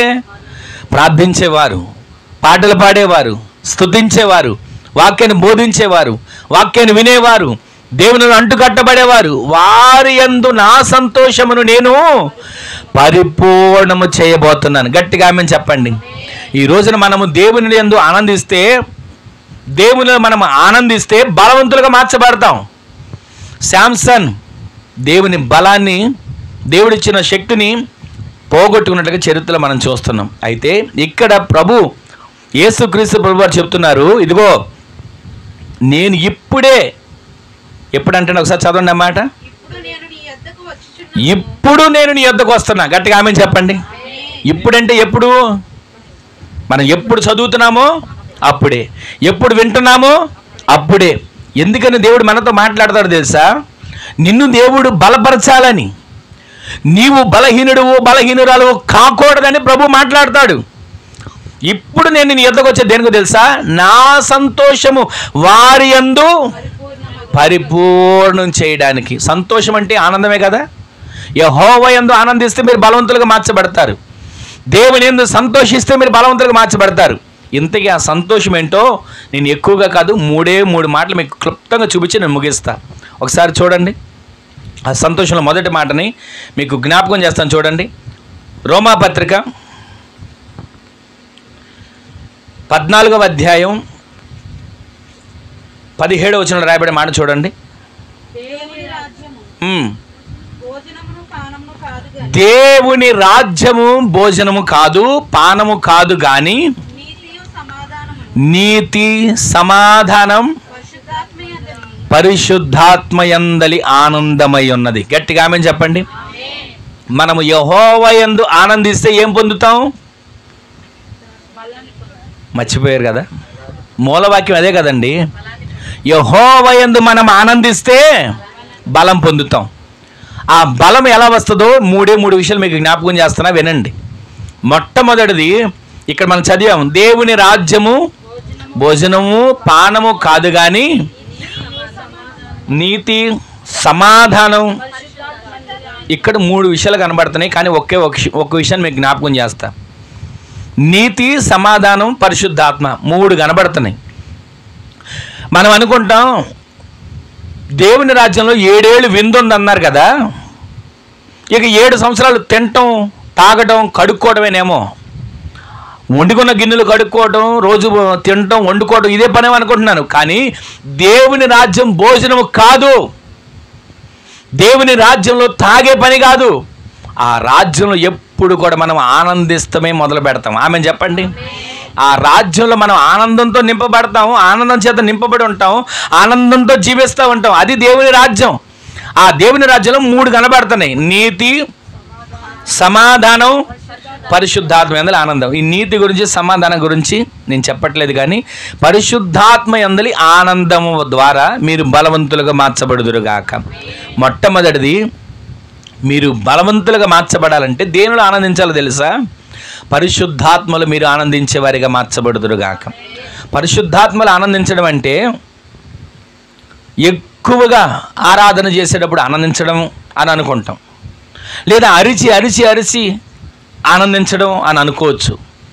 కానీ పరిశుద్ధాత్మతో ఆనందించడం అంటే, పరిశుద్ధాత్మ దేవుడు ఎప్పుడో ఒకసారి ఎక్కువగా రిథం పెరిగినప్పుడు, ఎక్కువగా మనము కేకలు పెట్టినప్పుడు వచ్చి వెళ్ళిపోతాడు అని అనుకోకండి. పరిశుద్ధాత్మ దేవుడు మీలో ఉంటాడు, పరిశుద్ధాత్మ దేవుడు మీతో ఉంటాడు. ఆమేన్ చెప్పండి. ఎక్కడ ఉంటాడు పరిశుద్ధాత్మ దేవుడు? మనలో ఉంటాడు, మనతో ఉంటాడు. ఆయన మనతో ఉన్నాడు కనుక మనం ఏం చేయాలి? ఇప్పుడు పరిశుద్ధాత్మతో మనం ఆనందించే వారిగా మార్చబడదుము గాక. ఆనందించడం అంటే ఏంటో తెలుసా? పరిశుద్ధాత్మ నాలో ఉన్నాడని నవ్వడం కాదు, పరిశుద్ధాత్మ చేత నింపబడిన వారిని చూసి నవ్వుకోవడం కాదు. ఆ పరిశుద్ధాత్మ దేవుడు నీలో ఉన్నాడు కనుక నీవు నీ చూపు ద్వారా అపవిత్రపరచబడకుండా, నీ మాట ద్వారా అపవిత్రపరచబడకుండా, నీ క్రియల ద్వారా అపవిత్రపరచబడకుండా నీవు ప్రతిరోజు పరిశుద్ధాత్మ చేత నీవు ఆనందిస్తూ, ప్రార్థనలో పరిశుద్ధాత్మ ద్వారా ఆనందిస్తూ, వాక్యంలో పరిశుద్ధాత్మ ద్వారా ఆనందిస్తూ, పాడుతూ పరిశుద్ధాత్మ ద్వారా ఆనందిస్తూ నీవు పరిశుద్ధాత్మలో ఆనందించడం మొదలు పెడితే ఆ పరిశుద్ధాత్మ దేవుడు నిత్యము నిన్ను దేవుని రాజ్యానికి వారసురాలుగా చేసేట్లు నిన్ను సిద్ధపరుస్తాడు. ఆమేన్ చెప్పండి. పరిశుద్ధాత్మ దేవుడు మనం సిద్ధపరుస్తాడండి. మనం బలహీనులమే, వాస్తవానికి ఎందుకు పనికిరాని వారమే, ప్రతి విషయంలో బలహీనులమే. కొంత దూరం పరిగెత్తలేము, కొంత దూరం నడవలేము, కొంత బలమైన పని చేయలేము. కానీ పరిశుద్ధాత్మ దేవుడు నీలో ఉంటే, పద్మాసు ద్వీపములో యోహానుతో దేవుడు మాట్లాడి ప్రకటన గ్రంథాన్ని వ్రాయించాడే, అలా నిన్ను దేవునిలో అంటు కట్టి దేవుని రాజ్యానికి నువ్వు ఎలా సిద్ధపరచబడాలో ప్రతిరోజు దేవుడు పరిశుద్ధాత్మతో నీకు తెలియచేస్తాడు. ఆమెను చెప్పండి. ఈ రోజున పరిశుద్ధాత్మలు నీవు ఆనందించాలి. పరిశుద్ధాత్మలు ఎలా ఆనందించారు? అపోస్తల కార్యాల గ్రంథంలో ఉంటుంది కదా, 2వ అధ్యాయంలో, పెంతెకొస్తు పండుగ దినమున అపోస్తలులు వారందరూ కలిసి మేడగదిలో కూడుకొని వారు ప్రార్థన చేస్తూ ఉండగా అక్కడ వారున్న గదిలో అగ్ని నాలుకలు విభాగింపబడ్డాయి. అగ్ని నాలుకలు విభాగింపబడి ఒక్కొక్కరి మీద ఆ అగ్ని ఒక్కొక్కరి మీద వాలగా అక్కడున్న వారందరూ కూడా పరిశుద్ధాత్మతో నింపబడిన వారై వాక్శక్తి వారికి అనుగ్రహించిన కొలది అన్య భాషలలో దేవుని సందులో మాట్లాడడం మొదలు పెట్టారు. దేవునికే మహిమ కలుగును గాక. ఈ రోజు నీ ఇంట్లో నీవు ప్రార్థన చేస్తున్న పరిశుద్ధాత్మతో నింపబడాలి. ఆమేన్ చెప్పండి. సంఘంలో ప్రార్థన చేస్తున్న పరిశుద్ధాత్మతో నింపబడాలి. ఆమేన్ చెప్పండి. నీవు వీధిలో నిలబడినా సరే పరిశుద్ధాత్మ దేవుని ద్వారా నీవు ప్రార్థించే ఆత్మ దేవుడు నీలో దయచేయును గాక. అలా నీవు ప్రార్థన చేయగలిగితే నీవు బలాన్ని పొందుతావు. అక్కడున్న అపోస్తలులు అప్పటి వరకు భయంతో ఉన్నవాళ్లే. పచ్చని చెట్టుకి అంత పరిస్థితి అయితే మన బ్రతికేంటి, మన పరిస్థితి ఏంటి అని అనుకున్నారు. కానీ పరిశుద్ధాత్మతో నింపబడిన తర్వాత చావడానికి కూడా వారు సిద్ధపడ్డారు. ఆమేన్ చెప్పండి. ఒకప్పుడు చావంటే భయమే, ఎవరేమన్నా భయమే. యేసు క్రీస్తు ప్రభుల వారిని చంపడానికి తీసుకుని వెళ్తుంటే, అక్కడ ఉన్నటువంటి నేరాలు మోపడానికి తీసుకుని వెళ్తుంటే, పిలాతు దగ్గర అక్కడ ఉన్నటువంటి వారి అందరి దగ్గరికి, న్యాయాధిపతుల దగ్గర తీసుకుని వెళ్తూ ఉంటుంటే దూరం నుంచి భయపడి చాటును చూసిన పేతురే ఒకప్పుడు ఏమంటాడో తెలుసా? పరిశుద్ధాత్మ చేత 2వ అధ్యాయంలో అపోస్తల కార్యాలు నింపబడిన తర్వాత అదే అధ్యాయంలో కొంచెం ముందుకు వెళ్ళాక అంటాడు, యేసు క్రీస్తుని మీరు సిలువ వేసి చంపారు, దానికి మేము సాక్షులు. మరి ఒకప్పుడు చెప్పలేదే, ఒకప్పుడు భయపడ్డాడే, ఒకప్పుడు ఈ బలం ఎక్కడి నుంచి వచ్చింది? ఒకప్పుడు ఈ బలం ఏమైపోయిందంటే పరిశుద్ధాత్మ చేత నింపబడనంత వరకు భయంతో ఉన్నాడు. ఎప్పుడైతే మేడగదిలో పరిశుద్ధాత్మతో నింపబడ్డాడో బలము చేత నింపబడ్డాడు. ఆమేన్ చెప్పండి. ఈ రోజున మనం అందరం ఎవరో తెలుసా? సాధారణమైన మనుషులుగా, సాధారణమైన వ్యక్తులుగా, సాధారణమైన విశ్వాసులం కాదు. పరిశుద్ధాత్మ చేత నడిపించబడి వ్యక్తులుగా మార్చబడుదుము గాక. పరిశుద్ధాత్మ చేత నింపబడిన విశ్వాసులుగా మార్చబడుదుము గాక. మీ ప్రార్థన పరిశుద్ధాత్మతో నింపబడిన ప్రార్థనగా, నీ మాట పరిశుద్ధాత్మతో నింపబడిన మాటగా, నీ ప్రవర్తన పరిశుద్ధాత్మతో నింపబడిన ప్రవర్తనగా ఈ రోజు నుంచి ప్రభువు మార్చును గాక. నీవు పరిశుద్ధాత్మలో ఆనందిస్తే ఏం పొందుకుంటావు? బలమును పొందుకోబోతున్నావు. ఆమేన్ చెప్పండి. పరిశుద్ధాత్మలో నీవు ఆనందిస్తే బలాన్ని పొందుకుంటావు. ఆ పరిశుద్ధాత్మలో ఆనందించలేకపోతే బలాన్ని పొందుకోలేము. దానికి నిర్వచనం అదే. ఈ రోజున పరిశుద్ధాత్మలో ఆనందించే వ్యక్తులుగా యెహోవా యందు ఆనందించడం వలన మీరు బలము పొందుతారు. అంటే ఆ మొట్టమొదటి ఆనందం ఎక్కడో తెలుసా మనకి? ఎక్కడ మొట్టమొదటి ఆనందం? పరిశుద్ధాత్మలో మీరు ఆనందించడం ద్వారా మీరు బలము పొందుదురు కాక. 2వ ఆనందం మీకు చెప్తాను చూడండి. 16వ కీర్తన 11వ చరణం. కీర్తనల గ్రంథం 16వ కీర్తన 11వ చరణం. త్వరగా చూడండి ఆ మాట. నీ సన్నిధిని సంపూర్ణ సంతోషము కలదు, నీ కుడి చేతిలో నిత్యము సుఖములు కలవు. గట్టిగా ఆమేన్ చెప్పండి. 2వ ఆనందం ఎక్కడ తెలుసా? ఆయన సన్నిధిలో మీరు ఆనందం పొందుకోబోతున్నారు. ఆమేన్ చెప్పండి. ఒక మాట చెప్పనా? ఒకవేళ ఇక్కడ మనం ఇంతమంది కూడుకున్నాం కదా, ఇది రాజుగారి ఇల్లే అయ్యి ఉండొచ్చు, కానీ మనందరం ఇక్కడ కూడుకునే దేవుడు ఆయన సన్నిధిగా మార్చాడు. ఆమేన్ చెప్పండి. ఈ సన్నిధికి మీరు ఎంత దూరాల నుంచి వచ్చినా, మీ ఇంట్లో పనులు ముగించుకొని, మీ ఇంట్లో పిల్లలకి కావాల్సినవన్నీ సమకూర్చుకొని ఇక్కడికి వచ్చారు కదా, మీలో ఒక ఆశ ఉండాలి. ఇదిగో నా సన్నిధి, దేవుని సన్నిధికి వెళ్ళాలి అనే ఆనందం మీలో ఉంటేనట దేవుడు మిమ్మల్ని బలవంతులుగా మారుస్తాడు. ఏమోలేండి, వెళ్ళకపోతే ఎవరైనా అనుకుంటారేమో, వెళ్ళకపోతే ఏమైనా అంటారేమో, వెళ్ళకపోతే దేవుడు ఏమైనా చేస్తాడేమో, పగబడతాడేమో అని అనుకుని కనుక మనం వెళ్ళకూడదంట. దేవుని సన్నిధికి హృదయపూర్వకంగా మనం అడుగులు వేసేవారిగా మార్చబడుదుము గాక. యాకోబు అంటాడు కదా, ఆయన దావీదు గారు అంటాడు కదా, యాకోబు దేవుని మందిరమునకు, యెహోవా పర్వతమునకు మనము వెళ్ళుదము రండి. ఎందుకయ్యా, ఎందుకు యాకోబు దేవుని మందిరానికి వెళ్ళాలి, ఎందుకు యెహోవా పర్వతానికి వెళ్ళాలంటే అక్కడ ఆయన కట్టడలు, ఆయన ఆజ్ఞలను మనకు బోధిస్తాడు. ఆమెను చెప్పండి. అక్కడ ఆయన మనం ఎలా నడవాలో మనకు నేర్పిస్తాడు. ఆమెను చెప్పండి. అక్కడ మనం ఎలా జీవించాలో మనకు నేర్పిస్తాడు. అందుకు వెళ్ళాలి. ఆయన సన్నిధికిలో నీవు వెళ్ళే ఆనందం కలిగి నీవు ఉంటే నీవు బలము పొందబోతున్నావు. గట్టిగా ఆమెను చెప్పండి. ఈ రోజున సన్నిధి అంటే మనం కూడుకునే స్థలం అని అనుకుంటాం. సన్నిధి అంటే మనం కట్టుకున్న మందిరం అని అనుకుంటాం. సన్నిధి అంటే నువ్వు మరొకటి చెప్పనా, నీవు నీ ఇల్లునే సన్నిధిగా మార్చుకోవాలి. ఆమెను చెప్పండి. ఎన్నోసార్లు చెప్తాను కదా, మీ ఇంటిని మీరు సన్నిధిగా మార్చుకొని మీరు ఆరాధించడం, ప్రార్థించడం, ఆయన సందులో స్తుతులు చెల్లించడం, కుటుంబంగా కలుసుకొని మీరు ప్రార్థించడం మొదలు పెడితే మీ ఆనందం ద్వారా దేవుడు మీ కుటుంబం అంతటికి బలము దేవుడు దయచేయను గాక. నేను దీన్ని వివరించట్లేదు కానీ క్లుప్తంగా ముగిస్తున్నా. మరొక మాట చూపిస్తాను చూడండి. అదే కీర్తనల గ్రంథం ఒకసారి చూడండి. 24వ కీర్తన మొదటి వచనం. భూమియు దాని సంపూర్ణతయు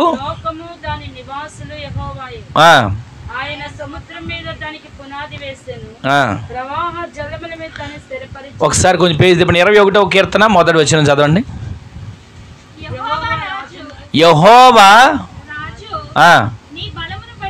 యెహోవా రాజు నీ బలమును బట్టి సంతోషించుచున్నాడు. ఇదిగో ఈ మాట వినండి, నీ రక్షణను బట్టి అతడు ఎంతో హర్షించుచున్నాడు. గట్టిగా ఆమె చెప్పండి. ఈ రోజున రాజేమో బలమును బట్టి సంతోషిస్తున్నాడు. ఆ బలం ఎక్కడ వచ్చిందో తెలుసా? దేవుడిచ్చిన రక్షణలో నుంచి దేవుడికి బలం ఇవ్వబోతున్నాడు. ఆమె చెప్పండి. రేపటి దినాన 3 రక్షణ పొందబోతున్నారు. రేపటి దినాన 3 బాప్తిసం పొందబోతున్నారు. ఈ రోజున ఆ రక్షణ సంతోషం ఎలా వస్తుందో తెలుసా? రక్షణ పొందడం అంటే వస్త్రం మార్చడం కాదు. రక్షణలో ఉన్నట్టు ఆనందం ఏంటంటే, దావీదు అంటాడు, అయ్యా చిరకాలము నేను నీ మందిరంలో నివాసం చేయాలని, అది అయ్యా నా ఆశ, అది నా సంతోషం, అది నా బలం. ఈ రోజున రక్షణ పొందడం అంటే ఏదో రోగాలు పోతాయనో, రక్షణ పొందడం అంటే పెళ్లి జరుగుతుందని, పెళ్లి కోసం కూడా రక్షణ పొందేవాళ్ళు ఉన్నారు. పెళ్లి కోసం రక్షణ కాదండి, పెళ్లి కోసం బాప్తిసం కాదండి. రక్షణ అంటే నా దేవునితో నేను ఒక నిబంధన చేస్తున్నా, నా దేవుని రాజ్యానికి నేను వారసురాలిగా మార్చబడాలి, అందుకు నేను రక్షణ పొందుకుంటున్నా. ఇదిగో నేను రక్షణ పొందేది దేనికంటే, ఎప్పటి వరకు నా పాత జీవితం, నా పాప జీవితం సమాధి చేస్తున్నా, నేను మరలా నూతనంగా జన్మిస్తున్నా, నా దేవునిలో నేను తిరిగి జన్మించబోతున్నా. ఈ రోజు నుంచి నేను బ్రతికేది ఏదైనా ఉందంటే నా ప్రభు కొరకే, ఈ రోజు నుంచి నేను జీవించేది ఏదైనా ఉందంటే నా దేవుని కొరకే అని రక్షణ ఆనందం మీరు పొందుకొని జీవించాలి. అక్కడ అంటాడు, యెహోవా రాజు నీ బలమును బట్టి సంతోషిస్తున్నాడు, నీ రక్షణను బట్టి ఎంతో హర్షిస్తున్నాడు. ఆమెను చెప్పండి. ఈ రోజున రక్షణ పొందుకొని, ఆ రక్షణ అంటే మనం ఏదో గొప్ప చేసుకున్నామని కాదండి. ఆ రక్షణ ద్వారా దేవునికి సమీపస్తులుగా మార్చబడుతున్నాం. ఆ రక్షణ ద్వారా దేవుని రాజ్యానికి వారసులుగా మార్చబడుతున్నాం. రక్షణ అనే టిక్కెట్ లేకపోతే, ఒక భక్తులు పాట రాశారు కదండి, రాకడనే రైలు బండి వస్తున్నది, దాంట్లో నీకు రక్షణ అనే టికెట్ ఉందా? రాకడనే రైలు బండి వస్తుంది, ఎంత చక్కగా ఉంటుందంటే ఆ పాట. ఆ రాకడనే రైలు బండి వస్తుంది, దాంట్లో ఎక్కడానికి ఉన్నాం, సిద్ధంగా ఉన్నాం, ప్లాట్ఫామ్ మీద ఉన్నాం, రైలు బండి వస్తుంది, ప్లాట్ఫామ్ మీద ఉన్నాం. రైలు ఎక్కాలంటే ఏముండాలి? ఆ టిక్కెట్, రక్షణ అనే టిక్కెట్ లేకుండా రైలు ఎలా ఎక్కుతాం? ఒకవేళ ఎక్కినా ఆ టీసీ పరిశుద్ధాత్మ దేవుడు వస్తాడు, రక్షణ లేదని బయటికి దించేస్తాడు. ఈ రోజున ఆ రక్షణ ఆనందం కలిగి ఉంటేనంట మనం బలవంతులుగా మార్చబడబోతున్నాం. రక్షణ ఆనందం మనం కలిగి ఉండాలండి. ప్రతిరోజు ఇదిగో ఎప్పుడో 10 సంవత్సరాల క్రితం రక్షణ పొందుకున్నాను, 10 సంవత్సరాల క్రితం రక్షించబడ్డాను అని అనుకోవడం కాదంట, ఈ రోజుకి కూడా. అప్పుడు పొందుకున్నప్పుడు ఏ ఆనందంతో ఉన్నామో ఈ రోజును కూడా అదే ఆనందంతో, రక్షణ ఆనందంతో దేవుని సన్నిధిలో జీవించే వారిగా మార్చబడదుము గాక. అలాంటి రక్షణ ఆనందం మనం పొందుకుంటే ఎలా ఉంటాం మనం చెప్పండి? రక్షణ ఆనందం పొందుకుంటే ఆనందం కాదండి, రక్షణ ఆనందం పొందుకున్న మనం బలవంతులుగా మార్చబడతాం. గట్టిగా ఆమేన్ చెప్పండి. ఈ రోజున దేవుని మాటలు వింటున్న మనం ఈ రోజున మనం పరిశుద్ధాత్మలో ఆనందిస్తే బలవంతులుగా మార్చబడతాం. రెండవది, మనం ఆయన సన్నిధిలో మనం ప్రతిరోజు కనబడాలి అని ఆనందిస్తే బలవంతులుగా మార్చబడతాం. మూడవది, రక్షణ ఆనందం మనం నిత్యము అనుభవిస్తే, ఆ రక్షణ ఆనందం మనం సంతోషిస్తే మనం ఏం పొందుకుంటాం? బలమును పొందుకుంటాం. బలహీనులుగా కాదు, బలమును పొందుకుంటాం. చివరిగా ఒక్క మాట నేను చూపించిన ముగించేస్తున్నాను. అదే కీర్తనల గ్రంథం 43వ కీర్తన 4వ చరణం చదవండి, ప్రార్థన చేసుకుందాం. అప్పుడు నేను దేవుని బలిపీఠం వద్దకు నాకు ఆనంద సంతోషములు అప్పుడు నేను దేవుని బలిపీఠము వద్దకు నాకు ఆనంద సంతోషములు కలుగు చేసే దేవుని వద్దకు నేను చేరుతున్నాను, అది నాకు సంతోషం. ఆమెను చెప్పండి. అంటే చివరి ఏంటో చెప్పనా, మీకు సంతోషం, మీకు బలం ఇచ్చేది బలిపీఠం. ఆమెను చెప్పండి. బలిపీఠాన్ని మనం ప్రతిరోజు మన ఇంట్లో కట్టాలి. ఏమండి, బలిపీఠం కట్టడం అంటే కర్రలు తీసుకొచ్చి, కట్టెలు తీసుకొచ్చి చక్కగా పేర్చి అంటించడమా? కోడిని తీసుకొచ్చి దాని మీద కాల్చడమా? ఏదైనా గొవ్వను తీసుకొచ్చి పక్షిని తీసుకొచ్చి దాని మీద కాల్చడమా? ఒకప్పుడు పాత నిబంధనలు అలా చేశారు. కానీ ఇప్పుడు బలిపీఠం ఏంటో తెలుసా? నీ మోకాళ్ళు దేవునికి బలిపీఠంగా మార్చబడాలి, నీ కన్నీరు దేవుని బలిపీఠంగా మార్చబడాలి, నీ విరిగి నలిగిన హృదయమే దేవుని బలిపీఠం మీద అర్పణగా బలిగా మార్చబడునుగాక. ఇంట్లో బలిపీఠం కడితే ఆ బలిపీఠాన్ని బట్టి కూడా ఆనందించాలంట. ఈరోజు ఆనందిస్తున్నారా? బలిపీఠం కట్టడం అంటే చిరాకు, బలిపీఠం కట్టడం అంటే విసుగు. మీ గుండెల మీద చేయబెట్టి చెప్పండి, ఎంతమంది కుటుంబంలో తల్లి తండ్రి బిడ్డలు కలిసి బలిపీఠం కడుతున్నారు? ఆలోచించండి. నేనేదో మిమ్మల్ని తప్పు మోపుతున్నాను అనుకోకండి, ఎందుకో పరిశుద్ధాత్ముడు ప్రేరేపిస్తున్నాడు. మీ కుటుంబంలో మీరు బలిపీఠం కడుతున్నారు అని మీ గుండెల మీద చేసుకుని మీరు ఆలోచించండి ఒకసారి. నాకు చెప్పక్కర్లేదు, కానీ దేవుని సన్నిధిలో మీరు బలిపీఠం కట్టడానికి ఆనందిస్తే మీరు బలవంతులుగా మార్చబడతారు. అబ్రహాము తన ఒక్కగానే ఉన్న ఒక కుమారుని దేవునికి బలి అర్పించడానికి సిద్ధపడ్డాడు. దేవుడు అడిగాడు, అబ్రామా నీ ఒక్కడైనా నీ కుమారుడు నాకు బలి ఇచ్చేయి అనగానే ఏమనాలి అబ్రాము? అయ్యా నీతోనైనా తెగదెంపులు చేసుకుంటా, కానీ 100 సంవత్సరాల తర్వాత నాకు 100 సంవత్సరాల వయసులో లేక ఒక పిల్లోడు పుడితే ఇప్పుడిప్పుడే ఆ పిల్లోడిని చూసుకొని మేము సంతోషిస్తూ ఉంటుంటే, ఇప్పుడిప్పుడే ఆ పిల్లోడిని చూసుకొని మేము సంబరపడతా ఉంటే, ఇప్పుడిప్పుడే ఆ పిల్లోడిని చూసుకొని మాకు ఒక వంశాగ్రం వచ్చాడు, మాకు ఒక వంశాభివృద్ధి కలుగుతుంది అని మేము సంతోషిస్తూ ఉంటే, ఎంతలో నీ వచ్చి పిల్లోడిని బలిమ్మంటావా? నువ్వు వద్దు, నీ భక్తి వద్దు, అసలు నీ నడిపింపే నాకు వద్దు అని వెళ్ళిపోవాలండి. కానీ దేవుడు ఏమంటో తెలుసా? నేను చూపించే దేశానికి వెళ్ళు, నేను చూపించే పర్వతం మీదకి ఎక్కు, అక్కడ నీ ఒక్కగానే ఉన్న ఒక్క కుమారుని బలి అర్పించేయి అని అంటే, అదే మాట తన భార్యకి చెప్పాడు అనుకోండి. అబ్రహాం గారు వెళ్ళి సస్య మీద ఊరుకునేది కాదు, దేవుడితోనే తెగదింపులు చేసేది, కానీ పిల్లోడిని మాత్రం ఇచ్చేది కాదు. కానీ ఎవరికి చెప్పలేదండి, నా పిల్లాడిని బలివ్వడానికైనా సరే నేను సిద్ధమే. ఆమె చెప్పండి. సిద్ధమే అన్నాడా? సంతోషిస్తూ వెళ్ళాడండి. పని వాళ్ళని పిలిచాడు, గాడిదకి గంతలు కట్టాడు, 3 రోజులు ప్రయాణం చేశాడు.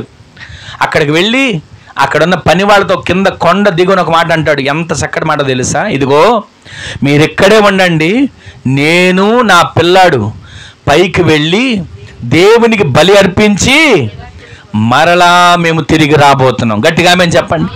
విశ్వాసం ఎక్కడి నుంచి వచ్చిందండి? దేవుడు బలిమ్మన్నాడు, బలి ఇచ్చేయాలి, దేవుని మాట కోసం బలి ఇవ్వడానికి వెళ్తున్నాడు. కానీ విశ్వాసం ఏంటి తెలుసా?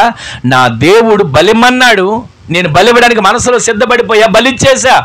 కానీ నా దేవుడు బలిచ్చేసిన తర్వాత, నా దేవుడు కట్టెలలో నా బిడ్డను కాలిపోయిన తర్వాత, కట్టెలన్నీ నా బిడ్డ శరీరం బూడిదగా మార్చబడినా సరే ఆ బూడిదలో నుంచి నా ఇస్సాకును లేపగలిగిన వాడు. ఆమె చెప్పండి. ఈ రోజున దేవుని ఆరాధిస్తున్న నీవు దేవునికి నిన్ను నీవు బలిగా అర్పించుకుంటున్నావా? దేవునికి బలిగా ఆయన వెండి బంగారం, నీ ఆస్తి, నీ సంపాదన అడగట్లా. నీ హృదయం దేవునికి విరిగి నలిగిన హృదయంగా బలిగా మార్చబడాలి. నీ కుటుంబంలో బలిపీఠం కట్టాలి. ఆ బలిపీఠం మీదకి నా దేవుడు దిగి వచ్చి నీ కుటుంబాన్ని దీవిస్తాడు. అందుకని బలిపీఠం కట్టాలి. ఈ రోజున బలిపీఠం కట్టడానికి నీవు ఆనందిస్తే దేవుడు నిన్ను బలపరుస్తాడు. ఈరోజు 4 విషయాలు విన్నాం. చాలా విషయాలు నేను చెప్పట్లేదు, కానీ ఒక్క మాట చివరిగా చెప్పి నేను ప్రార్థన చేస్తా, సమయం అయిపోయింది.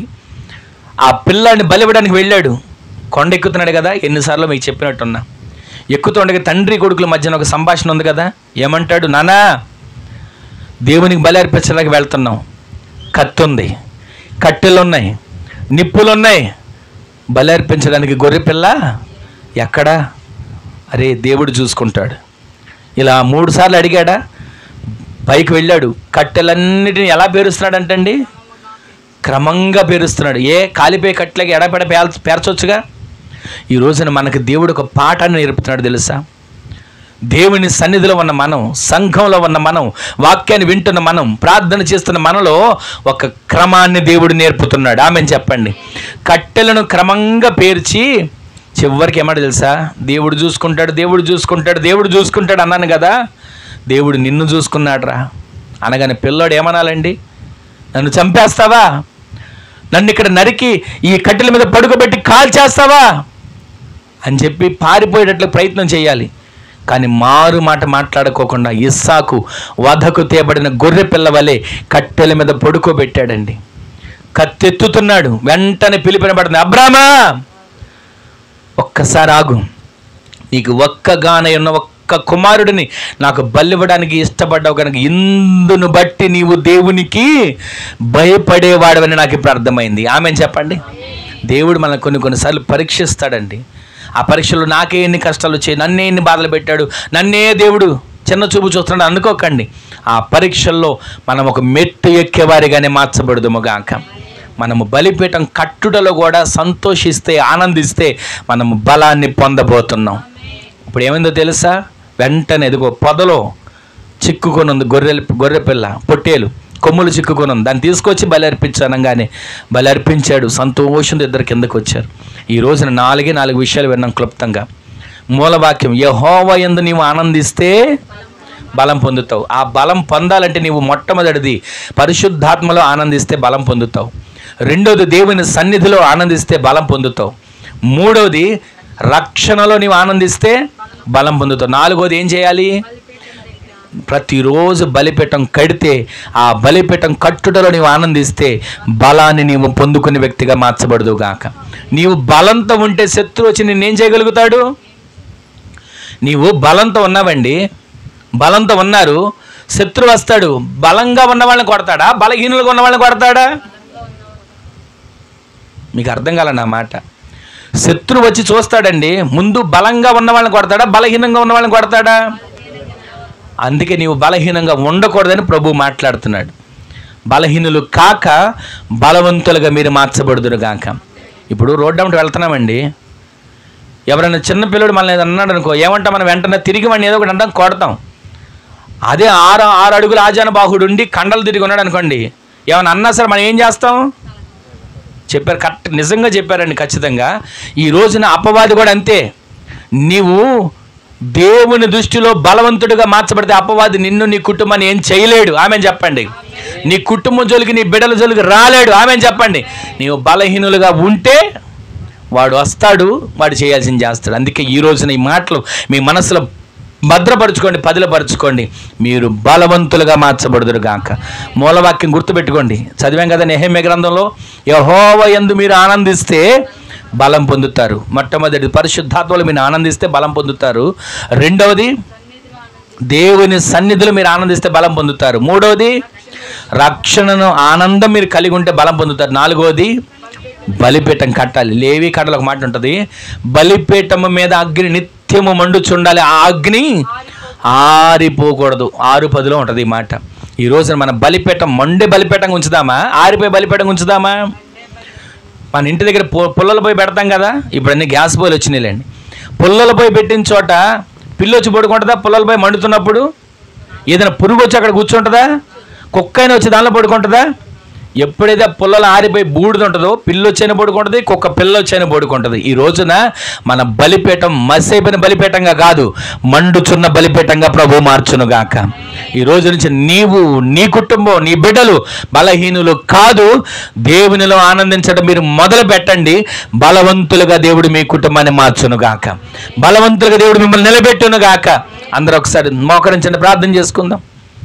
ఒక్క క్షణం మోకరించండి, ఎవరికొరు మోకరించండి, ప్రార్థన చేసుకుందాం. ఒక్క క్షణం దేవుని సన్నిధిలో ప్రార్థన చేసుకుందాం. దేవా, నేను బలహీనుని కాదయ్యా, బలవంతునిగా నేను మార్చబడాలి, బలవంతులుగా నేను మార్చబడాలి. ఒక్క క్షణం ప్రార్థన చేసుకోండి, చిన్న ప్రార్థన చేసుకోండి.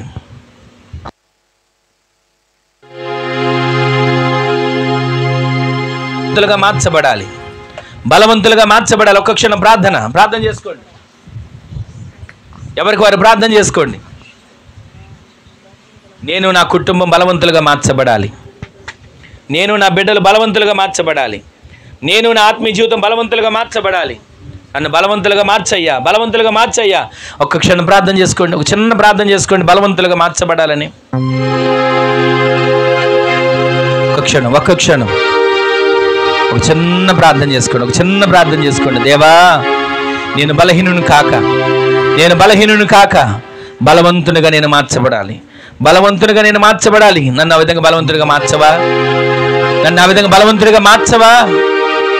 నాలో ఉన్న బలహీనతలు తొలగించయ్యా, నాలో ఉన్న అవిధేయతను తొలగించయ్యా, నాలో ఉన్న అసమర్థతను తొలగించయ్యా. నన్ను బలవంతురాలుగా మార్చండి. ఒక్క క్షణం ఒక చిన్న ప్రార్థన చేసుకోండి.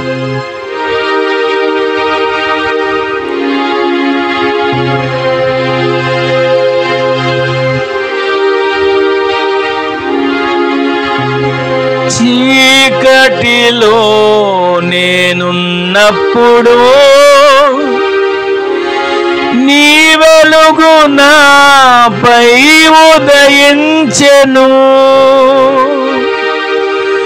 నీలోనే నేను వెలగాలని,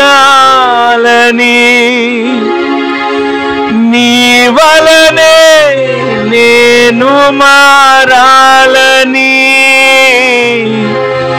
పరిశుద్ధాత్మ వరములతో అలంకరించుచున్నావు. నీ రాకడకై పరిశుద్ధాత్మ అభిషేకముతో కన్ను నింపుచున్నావు. నీ రాకడకై నిరంతరం నీతోనే జీవించాలనే ఆశనన్నిల బ్రతికించుచున్నది. నిరంతరం నీతోనే జీవించాలనే ఆశనన్నిల బ్రతికించుచున్నది. నా ప్రాణేశ్వరా యేసయ్యా,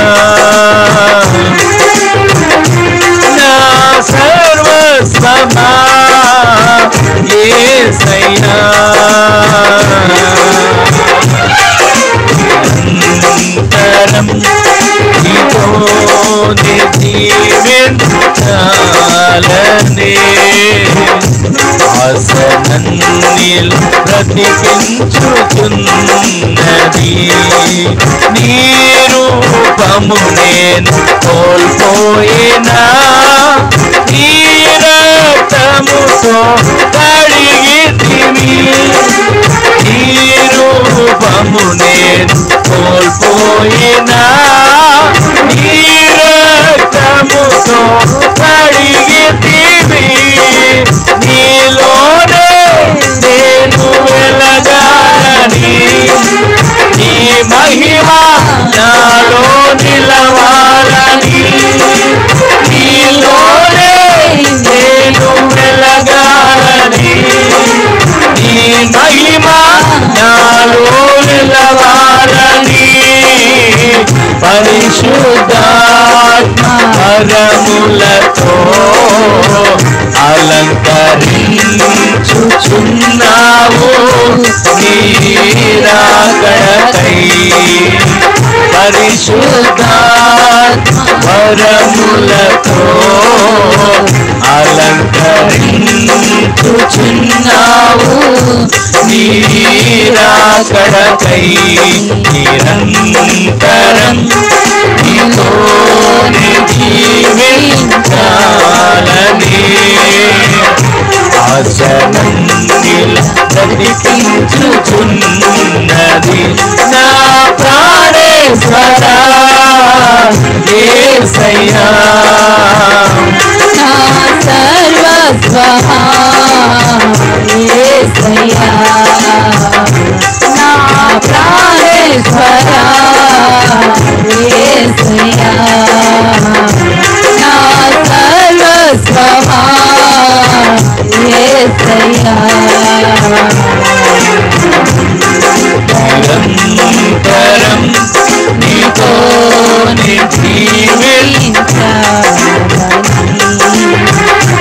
ఆశనన్నిల బ్రతికించుచున్నది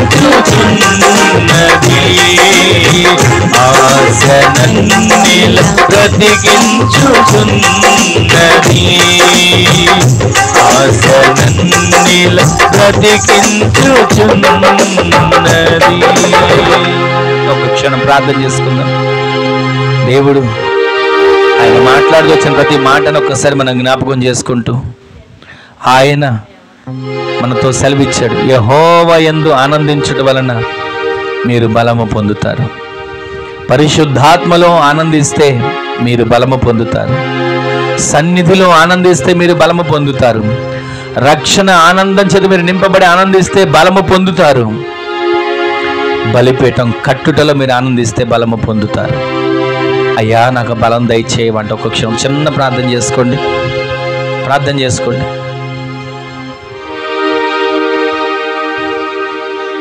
మహిమగల మా తండ్రి, మరొకసారి మీ పాదాల చెంతకు చేరుతున్నామయ్యా. ఎంతైనా నమ్మదగిన దేవుడవు, చాలిన సరిపోయిన వాడు. ఈ విధంగా మమ్మల్ని నీ సన్నిధిలో నాయన నిలబెట్టి మా అందరితో మీరు మాట్లాడిన ప్రతి మాటను బట్టి మీకు వందనాలు చెల్లిస్తున్నాం. ఈ రోజున మేము ఎంతవరకు ఒకవేళ బలహీనులుగా ఉన్నామేమో, శారీరక బలహీనులుగా ఉన్నామేమో, ఆత్మీయంగా బలహీనులుగా ఉన్నామేమో, ఈ రోజు నుంచి మేము బలహీనులమనే మాట కాదయ్యా, బలవంతులుగా మేము మార్చబడబోతున్నాం. బలవంతులుగా మేము మార్చబడబోతున్నాం. భూమిని తల్లకిందులు చేసే బలవంతులుగా మేము మార్చబడబోతున్నాం. చెరసాల సంఖ్యలను తెంచగలిగిన బలవంతులుగా మేము మార్చబడబోతున్నాం. షందాల రమక తురాల రమ శబర బలరక తురా. అట్టి బలవంతులుగా ఈ మాటలు విన్న ప్రతి ఒక్క బిడ్డలను తీర్చిదిద్దామని అయ్యా, ఆరాధనలో పాల్పొందిన ప్రతి ఒక్క బిడ్డలను పేరు పేరును ఆశ్రయించి రాకడ కూడా సిద్ధపరచండి. మళ్ళా గురువారం ఈ విధంగా మేము కూడుకునేంత వరకు బిడ్డలందరికీ నీ కృపతోడుగా ఉంచి బలపరిచి ఆశీర్వదించమని మహిమ ఘనత ప్రభావాలు మీకు ఆరోపించుకుంటూ పాలుపొంపులు పొందిన ప్రతి బిడ్డలను, సహకరించిన ప్రతి ఒక్క బిడ్డలను, కుర్చీలు ఇచ్చిన టెంట్ సామాన్ల కుటుంబ వారిని అయ్యా ఈ దినాన్ని కూడిచిన ప్రతి ఒక్కరిని పేరు పేరున ఆశీర్వదించి మీరు ఆకడ వరకు సిద్ధపరచమని ఘనత మహిమ ప్రభావాలు మీకు ఆరోపించుకుంటూ నజరేయుడైన యేసు క్రీస్తు శక్తిగల నామంలో స్తుతించి ప్రార్థించి అడిగి వేడుకొని పొందుకొని ఉన్నాము మా పరమ తండ్రి. ఆమేన్, ఆమేన్, ఆమేన్.